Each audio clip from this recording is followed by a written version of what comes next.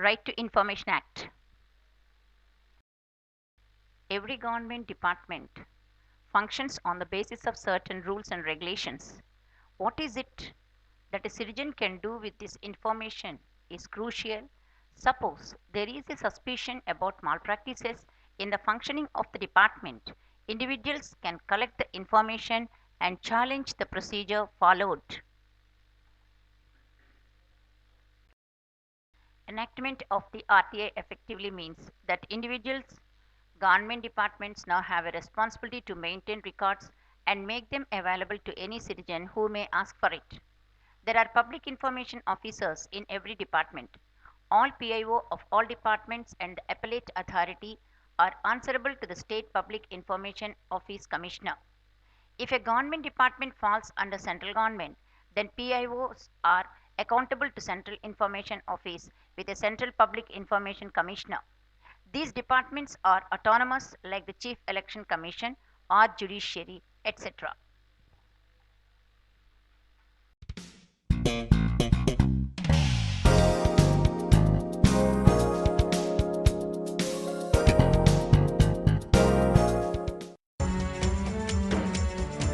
మనది ప్రజలు ఎన్నుకున్న ప్రభుత్వం, ప్రజల కోసం ఎన్నుకున్న ప్రభుత్వం.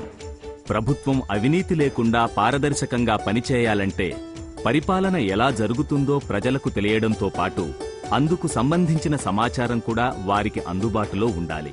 ఈ ఉద్దేశంతోనే భారత ప్రభుత్వం 2005 జూన్ 15న సమాచార హక్కు చట్టాన్ని తెచ్చింది. సమాచార హక్కు చట్టం 2005 అంటే ఏమిటి? కేంద్ర ప్రభుత్వం చేసిన చట్టం. రాజ్యాంగంలో ప్రాథమిక హక్కులైన వాక్ స్వాతంత్రపు హక్కు, స్వేచ్ఛగా జీవించే హక్కులను అనుభవించడానికి ఉద్దేశించిన చట్టం. అధికార యంత్రాంగం ఆధీనంలో ఉన్న సమాచారాన్ని ప్రజలు పొందడానికి వీలు కలిగించే చట్టం. సమాచార హక్కు చట్టంలోని సెక్షన్ 2(j) ప్రకారం సమాచార హక్కు అంటే అధికార యంత్రాంగం నియంత్రణ కింద ఉన్న ఏ సమాచారాన్నైనా పొందగలిగే హక్కు. పనులను, పత్రాలను, రికార్డులను తనిఖీ చేసే హక్కు. రికార్డులలో ఉన్న సమాచారాన్ని చూసి రాసుకుని వాటి నకలును, ధృవీకృత ప్రతులను తీసుకునే హక్కు. సర్టిఫైడ్ ప్రతులను తీసుకునే హక్కు. డిస్కెట్లు, ఫ్లాపీలు, టేప్లు, వీడియో క్యాసెట్ల రూపంలో లేక మరే విధమైన ఎలక్ట్రానిక్ రూపంలో ఉన్న సమాచారాన్నైనా పొందే హక్కు. అధికార యంత్రాంగం అంటే రాజ్యాంగం ద్వారా ఏర్పాటైన సంస్థలు, అలాగే పార్లమెంట్లో రూపొందించిన చట్టాల ప్రకారం ఏర్పాటైన సంస్థలు, రాష్ట్ర శాసనసభలు రూపొందించిన మరే చట్ట ప్రకారమైనా ఏర్పాటైన సంస్థలు, స్వయంపాలక సంస్థలు. అంతేకాకుండా కేంద్ర, రాష్ట్ర, స్థానిక ప్రభుత్వాల నియంత్రణలో ఉన్న సంస్థలు, ఇంకా ఈ ప్రభుత్వాల నుంచి గణనీయంగా నిధులు పొందుతున్న సంస్థలు, ఇవన్నీ అధికార యంత్రాంగం కిందికే వస్తాయి. ఇంకా చెప్పాలంటే కేంద్ర, రాష్ట్ర, స్థానిక ప్రభుత్వాల నుండి ప్రత్యక్షంగానో పరోక్షంగానో నిధులు అందుకుంటున్న ప్రభుత్వేతర సంస్థలు కూడా అధికార యంత్రాంగంగానే భావించొచ్చు. సమాచార హక్కు చట్టంలోని సెక్షన్ 2(f) ప్రకారం సమాచారం అంటే రికార్డులు, పత్రాలు, పత్రికా ప్రకటనలు, సర్వే నివేదికలు, లాగ్ పుస్తకాలు, వార్తా కథనాలు, మెమోలు, అభిప్రాయాలు, సలహాలు, ఉత్తర్వులు, కాంట్రాక్ట్లు, శాంపిల్స్, నమూనాలు, ఈమెయిల్స్, కంప్యూటర్ ద్వారా రూపొందించిన సమాచారం. ఇవన్నీ సమాచారం కిందికే వస్తాయి. ప్రతి ప్రభుత్వ ఆఫీస్లో రాష్ట్ర పౌర సమాచార అధికారులు, సహాయ పౌర సమాచార అధికారులు ఉంటారు. ఆయా కార్యాలయాల్లో ఈ అధికారుల గురించి అడిగి తెలుసుకోవచ్చు.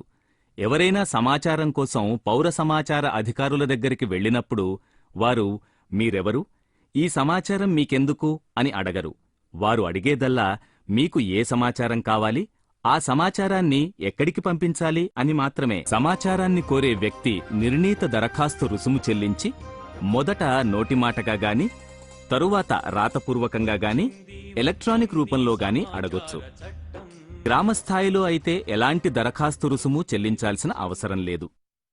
మండల స్థాయిలో అయితే కేవలం 5 రూపాయలు చెల్లించి దరఖాస్తు చేసుకోవచ్చు. జిల్లా స్థాయి, ఆ పై స్థాయిలో అయితే 10 రూపాయల రుసుముతో దరఖాస్తు చేసుకోవచ్చు. ప్రచురణలు, మ్యాప్లు, ఫ్లాపీలు, సీడీలు కోరినట్టయితే వాటి అసలు ధర చెల్లిస్తే సరిపోతుంది. అలాగే A4, A3 సైజు పేపర్ మీద సమాచారం కావాలనుకుంటే ప్రతి పేజీకి ₹2 చొప్పున చెల్లించాల్సి ఉంటుంది. ఎలక్ట్రానిక్ రూపంలో ఉన్న సమాచారం కోసం అంటే 1.44 MB ఫ్లాపీ అయితే ₹50, 700 MB CD అయితే ₹100, DVD అయితే ₹200 చెల్లించాలి. రికార్డులను తనిఖీ చేయడానికైతే 1 గంట వరకు ఎటువంటి రుసుము చెల్లించాల్సిన అవసరం లేదు. ఆపై ప్రతి 15 నిమిషాలకు ₹5 చొప్పున చెల్లించాల్సి ఉంటుంది. ఉదాహరణకి పంచాయతీరాజ్ శాఖనే తీసుకుందాం. దీంట్లో గ్రామస్థాయిలో పంచాయతీ కార్యదర్శి పౌర సమాచార అధికారి కాగా, గ్రామీణాభివృద్ధి విస్తరణాధికారి అప్పీలేట్ అధికారిగా ఉంటారు. మండల స్థాయిలో విస్తరణాధికారి పౌర సమాచార అధికారి కాగా, ఎంపీడీఓ అప్పీలేట్ అధికారిగా ఉంటారు. అదే డివిజన్ స్థాయికి వచ్చేసరికి సీనియర్ అసిస్టెంట్ పౌర సమాచార అధికారి కాగా, డిపిఓ అప్పీలేట్ అధికారిగా ఉంటారు. ఇక జిల్లా పరిషత్తు స్థాయిలో డిప్యూటీ చీఫ్ ఎగ్జిక్యూటివ్ ఆఫీసర్ పౌర సమాచార అధికారి కాగా, చీఫ్ ఎగ్జిక్యూటివ్ ఆఫీసర్ అప్పీలేట్ అధికారిగా ఉంటారు.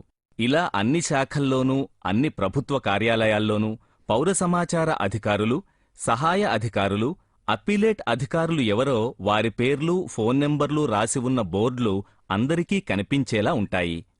సమాచారం కోరుతూ చేసుకున్న దరఖాస్తును నిరాకరించినా, 30 రోజుల గడువులోపల సమాచారం ఇవ్వకపోయినా, సగం సమాచారం ఇచ్చినా, తప్పుడు సమాచారం ఇచ్చినా, సమాచారం ఉండి ఇవ్వకపోయినా, అకారణంగా కాలయాపన చేసినా, అందుకుగాను ఆ పౌర సమాచార అధికారిపై రోజుకు ₹250 చొప్పున ₹25,000 దాటకుండా జరిమానా విధిస్తారు.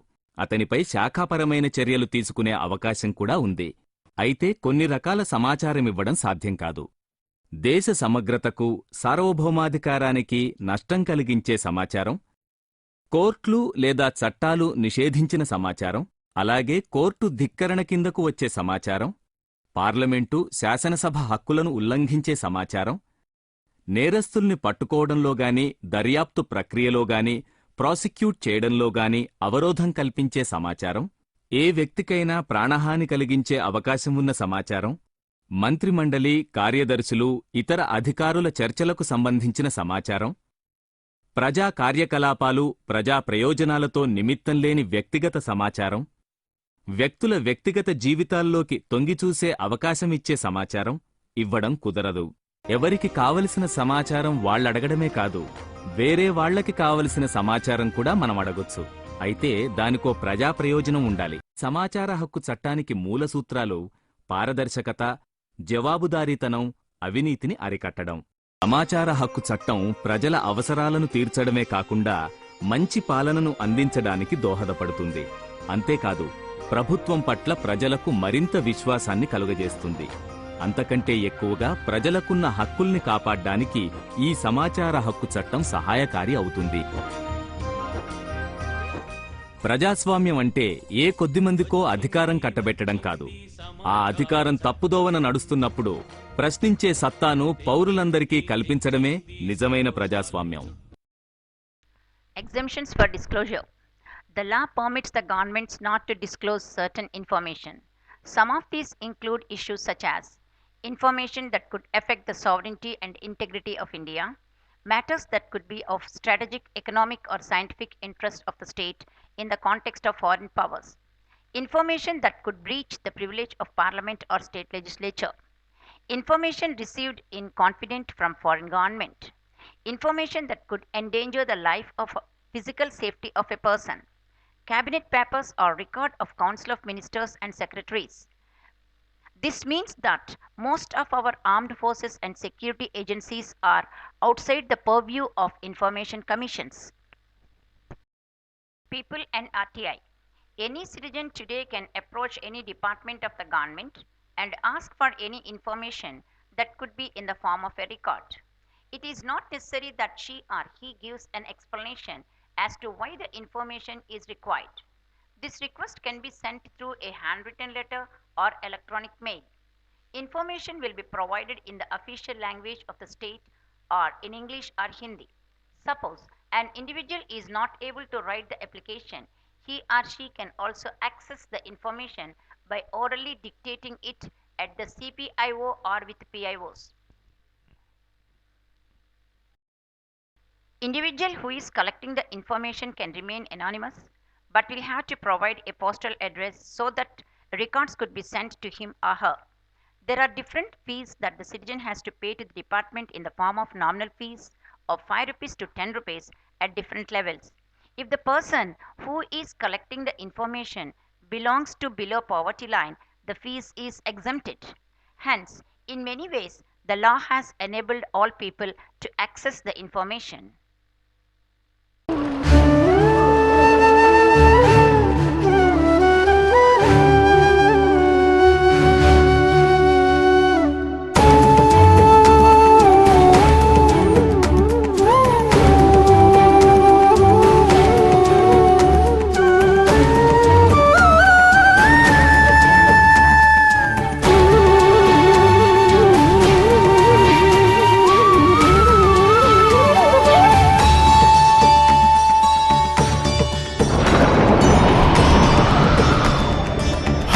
जानेंगे हम हक से जानेंगे हम जानेंगे हम हक से जानेंगे हम हक से जानेंगे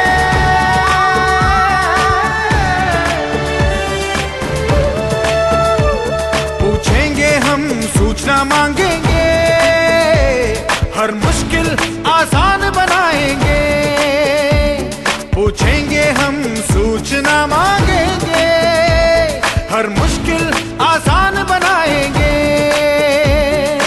अब तो हमें ये अधिकार मिला है आरटीआई जब से लागू हुआ है हम जानेंगे हम हक से जानेंगे हम जानेंगे हम हक से जानेंगे हम हक से जानेंगे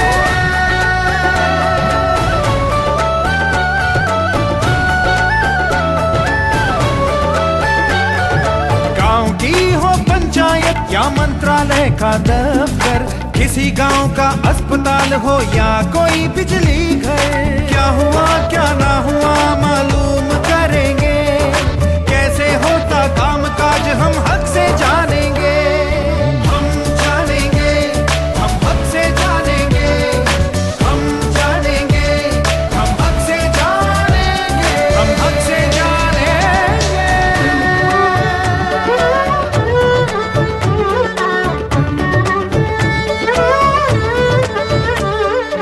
आशाओं की जोत मिलकर जलाएंगे अपनी भागीदारी हम निभाएंगे ये सरकार हमारी ये देश हमारा है ये सरकार हमारी ये देश हमारा है मिलकर बनाएंगे ये जान से प्यारा है यही आरटीआई का नारा है हम जानेंगे हम हक से जानेंगे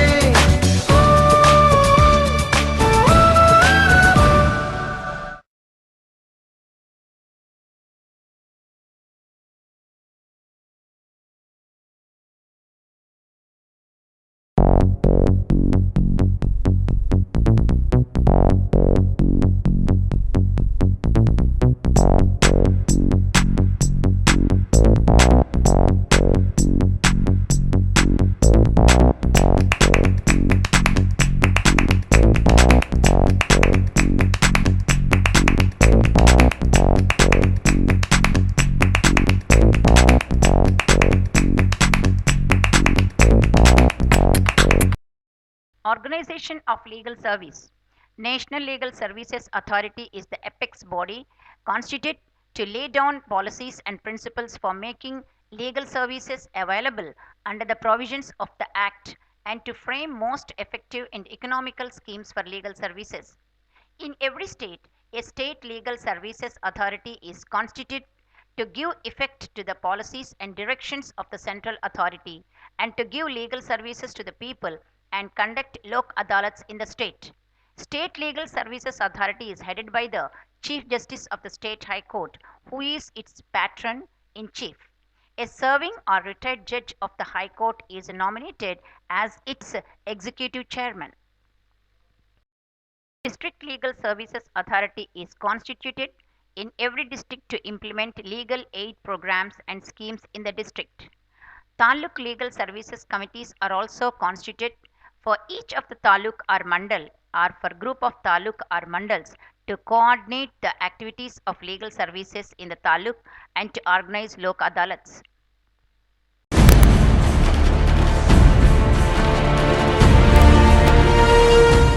కోర్టులు కేసులు అనగానే సహజంగానే భయపడతారు సాధారణ ప్రజలు.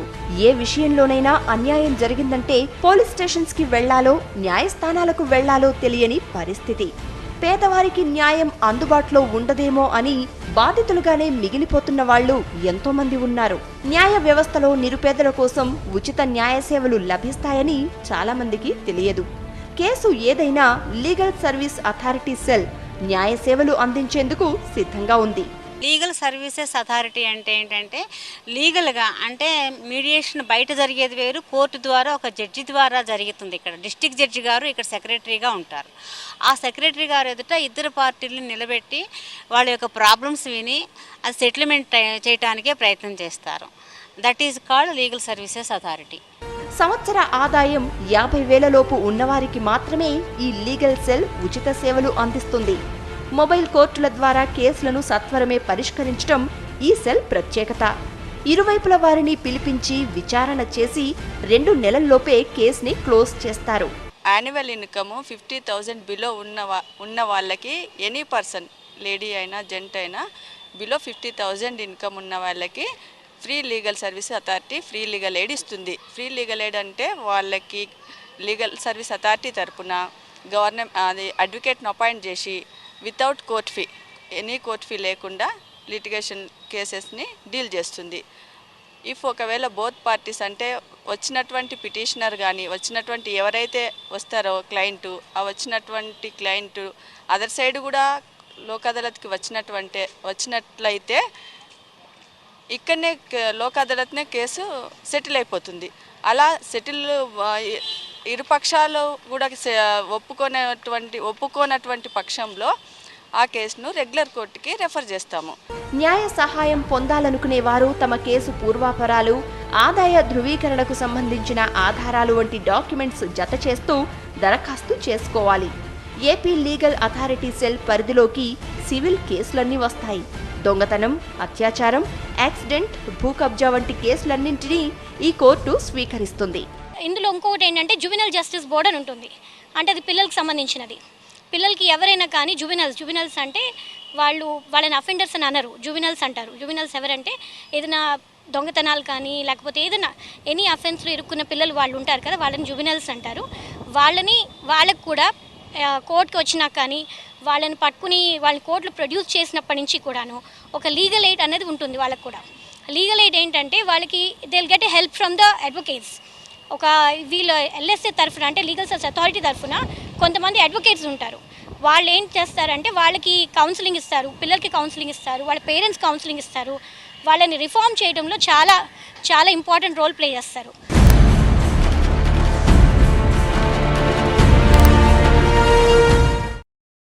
What legal aid facilities are available under Legal Service Authority? The LSA through Lok Adalat settles long pending court cases in short time and without any expense. Matrimonial disputes, maintenance cases, harassment cases by husband and in-laws, domestic violence cases, all types of civil cases, land disputes, compoundable criminal cases, etc. This can be settled amicably and permanently by Lok Adalats without any fees and expenses. Whom to approach and how? Persons can approach for justice at various levels as given here. At district level, Secretary District Legal Service Authority, District Court Complex. At state level, Member Secretary, State Legal Service Authority, Nyaya Seva Sadan, City Civil Court Buildings, Purana Haveli, Hyderabad 500002. Are people who need legal assistance in the cases filed in the High Court shall apply to the Secretary, High Court Legal Service Committee, High Court Buildings, Hyderabad 500066.